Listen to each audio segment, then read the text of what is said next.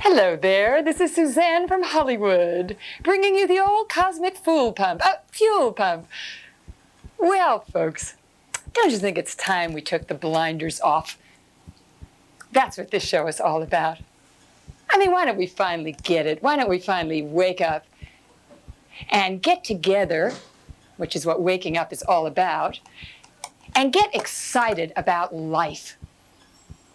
What else is there to do? I mean, for heaven's sakes, let's all be cosmic cheerleaders. Life's the big game, you know. And somehow or other, I mean, lots of us, myself too, sometimes, are still walking around in the dark. So today we will talk once again about how to light our lights once and for all. I'm into getting it. You know, this game of life was meant to be won. I'm a firm believer. How's my hair? So, what we are going to do together here today is talk about how us really needs to be who we say we are. We need to practice what we preach. For instance, this morning somebody called me, and the cause that she has been working on has just folded. She has no more cause. And she called me because she heard that I had a cause. And I said, no, I do not have a cause. All I have is a playing field. And I'm delighted that I do have that. I'm creating a playing field for a community, for us, so that we can get on with this game of life together.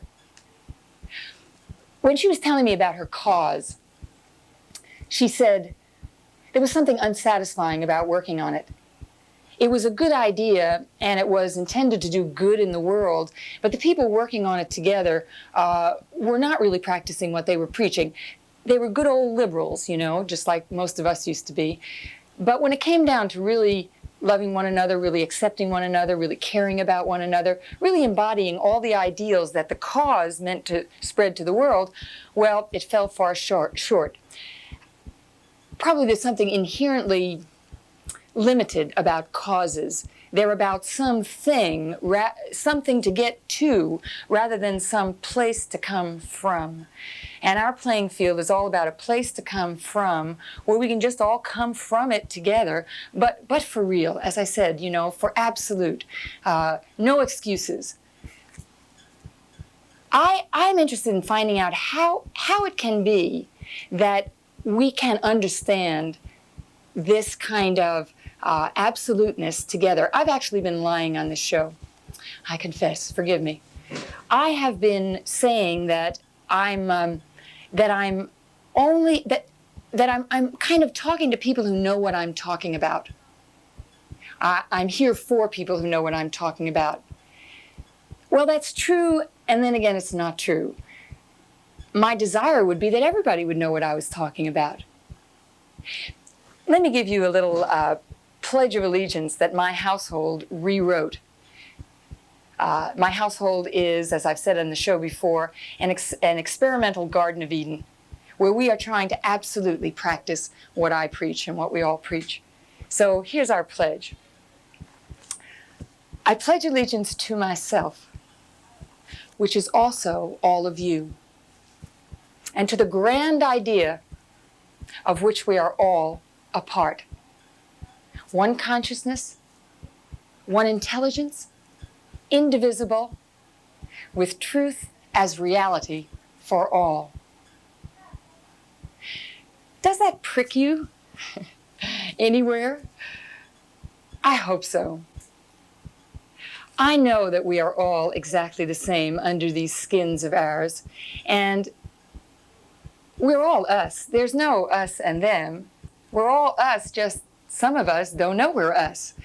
And my experience is that when someone can speak deeply enough, can speak from their innermost heart of hearts, soulfully enough, so that I can hear, I just melt into that person. I know that we are one. And yay team. I mean, that's what we're doing here. United we stand. Aren't they cute? Well, they got it together, you know. We need to do the same thing.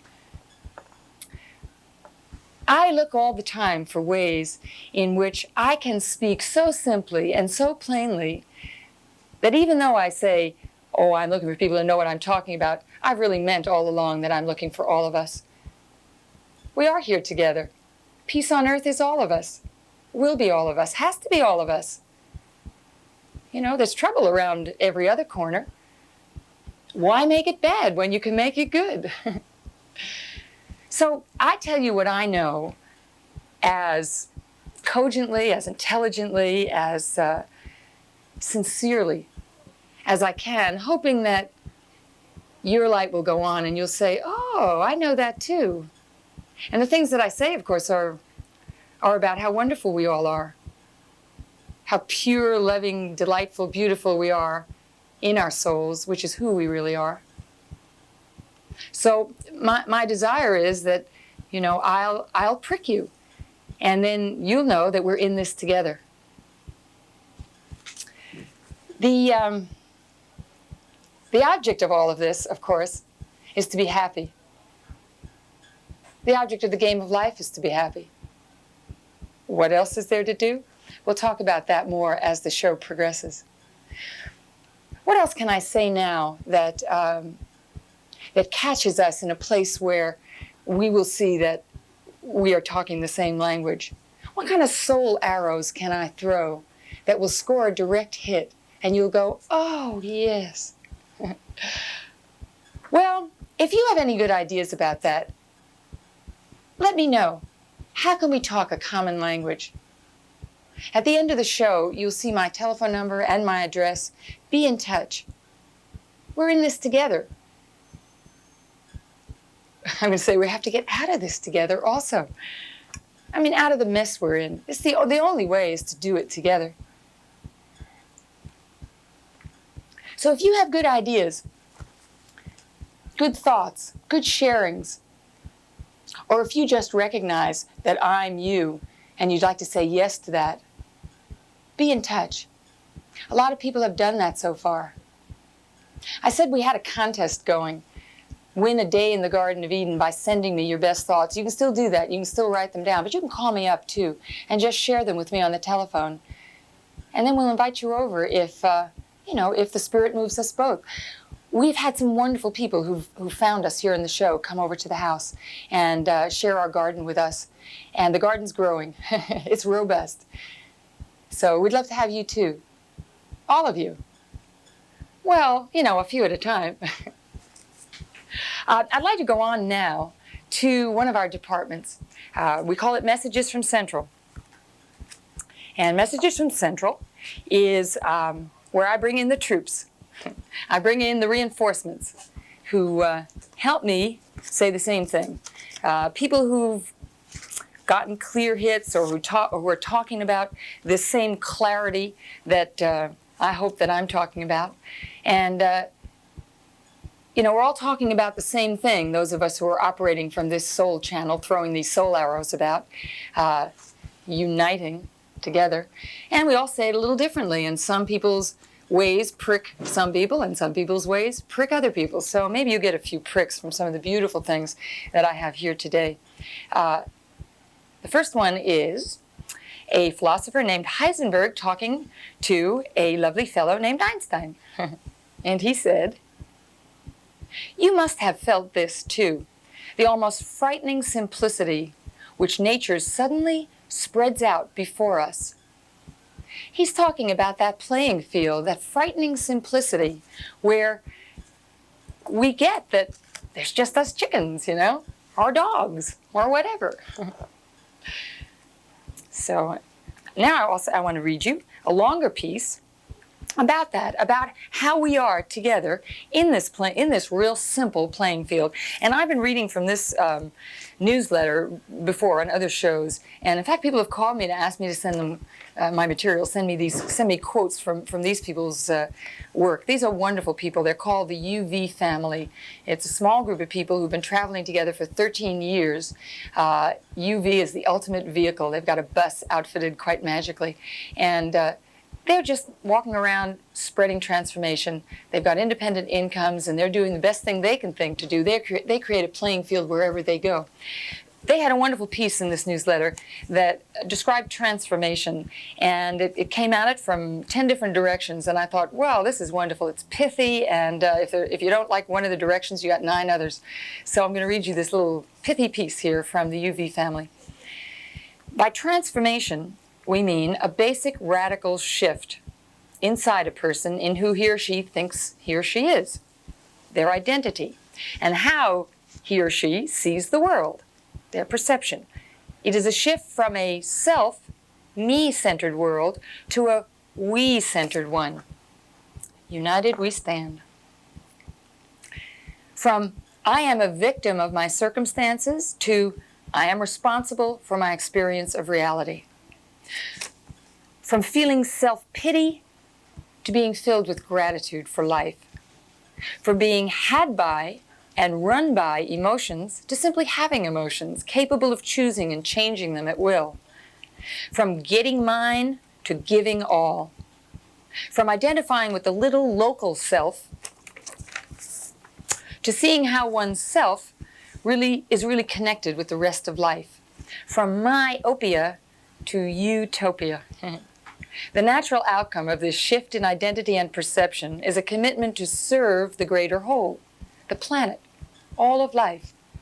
Fear, worry, complaint, and manipulation associated with self-protection and self-aggrandizement are seen as simply mistaken ideas of separation and are surrendered naturally as the experience of unity grows. I love that. I love these people. They're just absolutely wonderful. And I've got more to read from them, maybe more today if we have time. I wanted to read you from my next batch of messages from Central, messages from my house.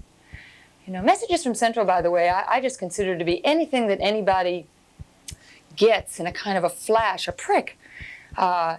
When they're their most clear, when I'm my most clear, I write everything down. And I keep a diary. If you'd like a copy, you let me know. It's called The Cosmic Fuel Pump, an intimate diary, how I get sane in a crazy world. I'll send it to you. My Nick, I'd love to share it with you. It's got lots of wonderful things in it that other people say and things I've said. But as I say, these are the things when we're clear. You know, there is a huge intelligence that has always been there that more and more people, more and more of the time are tuning into.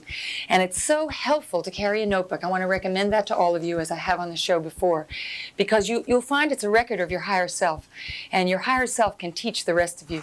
So if you go back and read your notebook and read your hot flashes, you'll be amazed at how you can put all those glimmers together to come up with a glow. So here's some stuff from my house the folks have been saying in the last week. If you feel good about what you're doing, whether or not you get what you want is secondary. Money is something we designed to grease the game, and then we forgot and took it as the nature of it. Do you recognize each other in these things? All of this is meant to wink at you. Okay. We got so good technically, we started to worship our creation. We started to worship our creation instead of the creation, worshiping mana.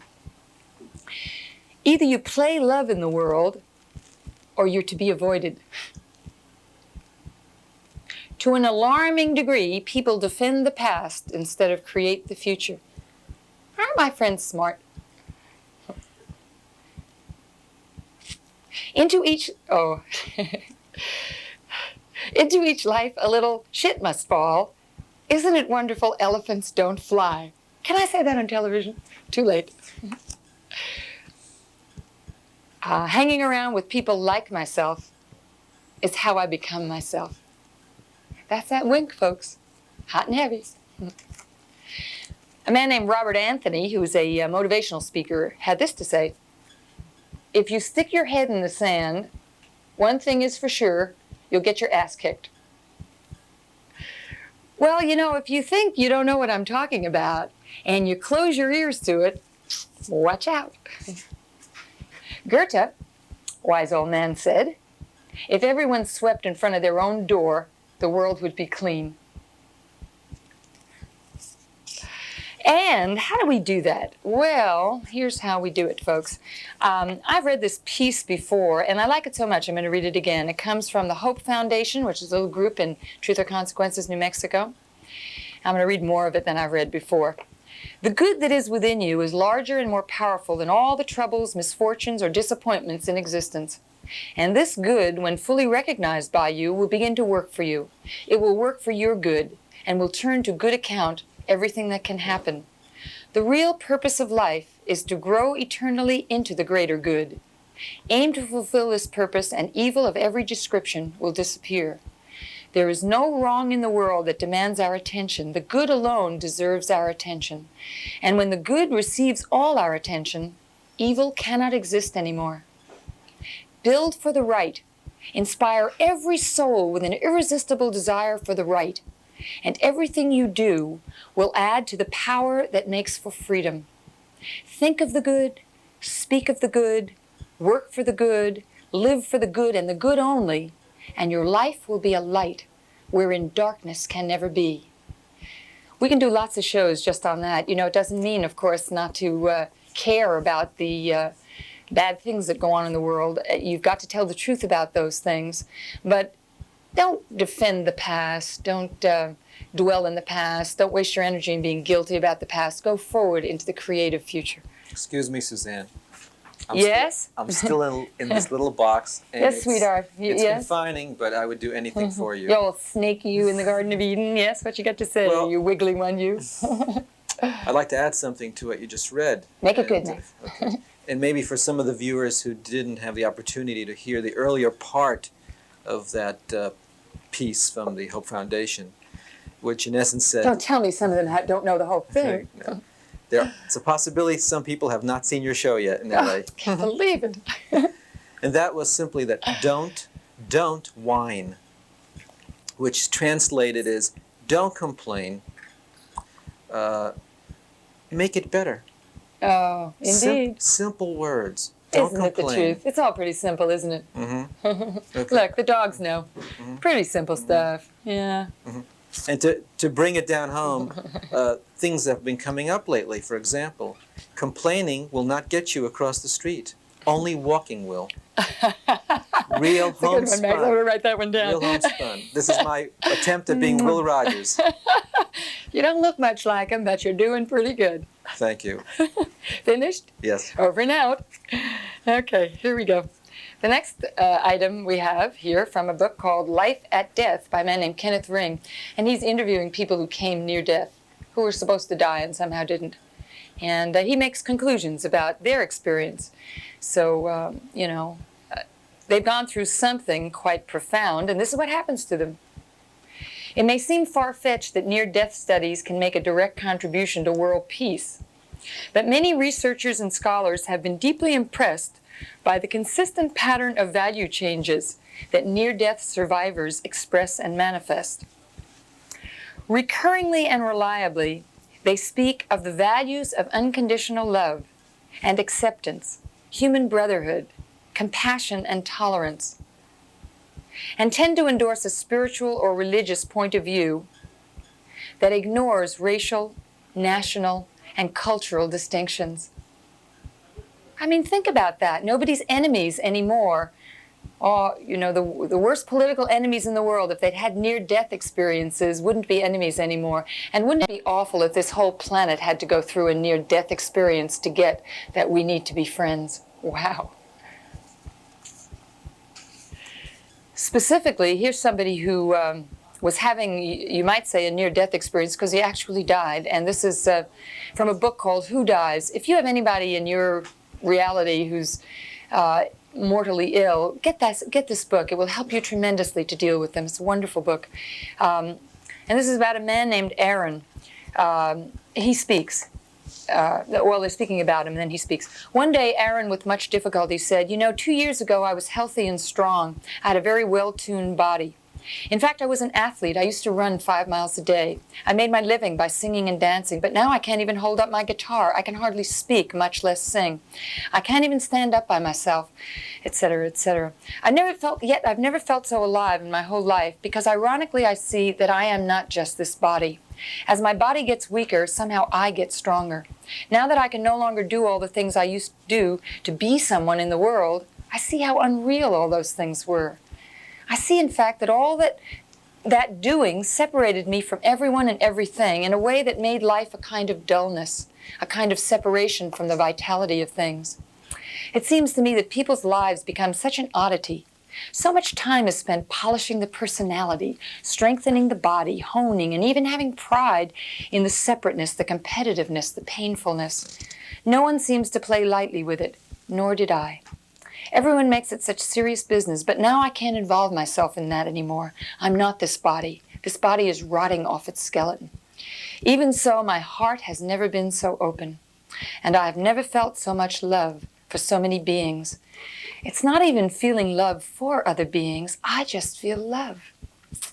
Everyone who enters this space, I love. Not being to being, not out of separateness. It's just that I'm in love with them. We exist in love together. I'm touching the place inside of me I've never looked at before, a place I never knew. Well, I guess I want to say, isn't it a shame that someone has to move to death to get to life? And may we all take lessons from this, you know? We can have a lot of fun just dropping these wars and engaging in loving peace with one another. I think I'm going to go on now, although I have 4,000 more. Beautiful things. They're all so wonderful. I always hate to skip them, and I always have too much. But I'm going to go on now to my next department, which is my high-octane hit of the week, which is something that's not me to get excited about. And my high-octane hit of the week this week comes from the LA Times, where I want to show you a picture of this beautiful, beautiful person. And he is the star of the high-octane hit of the week this week. I hope I can do this without crying, because every time I've told anybody about this, I've practiced a few times so I wouldn't cry. So good luck. Let's see if I can do it. This man heard a car crash, and he ran to the scene because it was on his corner. And there was a pregnant woman who was on her last legs, you know, that was a bad crash. And he gave her artificial mouth-to-mouth, what do you call it? Resuscitation. Resuscitation, thank you. And what I was really working on was to save that baby. I was awfully happy when I heard it was alive. The baby lived. The baby was delivered after the woman died. And I'll just tell you more of the story here. He speaks. What ticked me off was the reaction of all those people who just stood there and watched. Nobody wanted to get involved. I hollered to the people to help, but honest to God, they did nothing. I finally got to her and placed her across the seat, and then I found her legs were trapped. I couldn't get anyone to help, but I finally ripped the dash loose by myself, got her out, cleared her mouth, and started mouth to mouth. The people stood around and criticized me for what I was doing. Do you believe this? LA Times, I believe it now. Ugh, I wouldn't do that, said somebody. There were 50 or 60 people there, and no one would help me. I guess the other people were afraid they'd get sued, but I never thought about that. I just acted on impulse. I'd do it all over again in a minute if I thought I could help someone. Well, folks, we are all heroes. You know, we get opportunities for heroism every moment. This man's name is Vaughn. What's his first name? Kenneth Vaughn from Pacoima. And I love you, Kenneth Vaughn. I cannot tell you, what this did to my heart. I pulled out a little thing about Einstein that this reminded me of. Old Kenneth Vaughn and Einstein, neck and neck. And here's what they said about Einstein. He was indeed hopeless in school, impossibly slow. And that slowness, it turns out, was the secret of his genius. He took his time to savor fully the world about him, forgoing the comfortable grid of consensual reality, to understand it anew. It's not easy to stand still like that amid the stream of collective unconsciousness. It can be very isolating. And in fact, Einstein spoke often of his deep loneliness. It takes a crazy kind of courage, an obtuseness almost. But how else are we ever going to find out what we really see, feel, believe? How else can we listen to what is trying to be said through us and perceive the pattern of which we're a part? Well, oh, Kenneth Vaughn, I wear you close to my heart, and I want to know what you think. I'm going to call you up. I'm not going to wait for you to call me up. And maybe we'll watch this show together, because anything you have to say, I want to hear. You're one of us. United we stand, and I'm just cheering for you, old Kenneth. You're a beauty. I want to leave you with a homework assignment. The homework assignment is to be happy. Sounds like a platitude, eh? I don't mean that. I mean it to be very, very real. I'm sharing with you some experimenting that we do in our house. We don't know everything. Come on, I don't know everything. I'm just sharing with you my flashes, what I know when I'm the smartest. And what I know when I'm the smartest is that we can be happy. You don't need a reason to be happy. If you needed a reason to be happy, then the only times you'd be happy is when there was that reason, and the rest of the time you wouldn't be happy. And I know that it is our job here on earth to be happy all the time, and it is possible. So what are we going to do? I suggest you back yourself into a corner, don't squirm, and absolutely insist on being happy. For instance, I am standing at the sink. For the 4 millionth time, I look in the right-hand sink, and there is silverware in the right-hand sink. There is also a garbage disposal in the right-hand sink. And I have a choice to make. I can say, damn it, who did this? In my heart, I can say, damn it, who did this? Or I can say, naughty, naughty. In my heart, I can say, naughty, naughty, blew it again. I feel much better with the latter, I assure you. And it also will communicate better. It won't fight with anybody. It will continue to love everybody, and it will ultimately get the silverware out of the sink.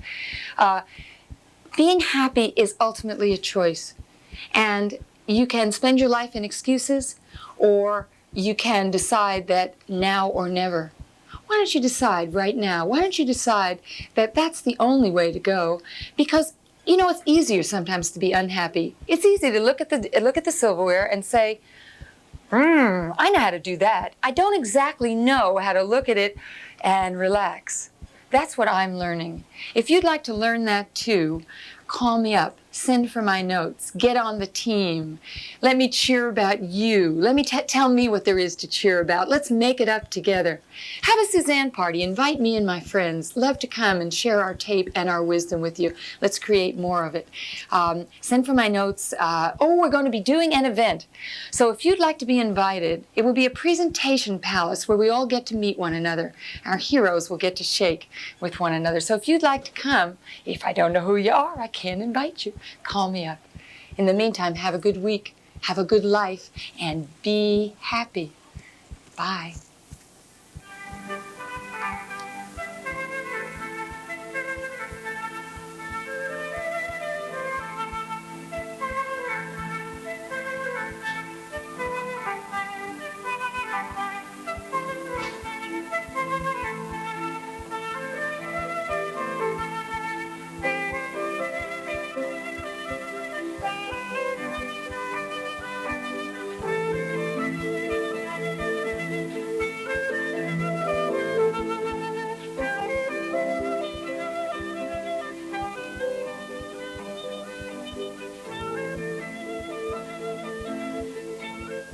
Call to find out when the Cosmic Fuel Pump will be on next week, and call or write if you want me to send you a copy of my written notes.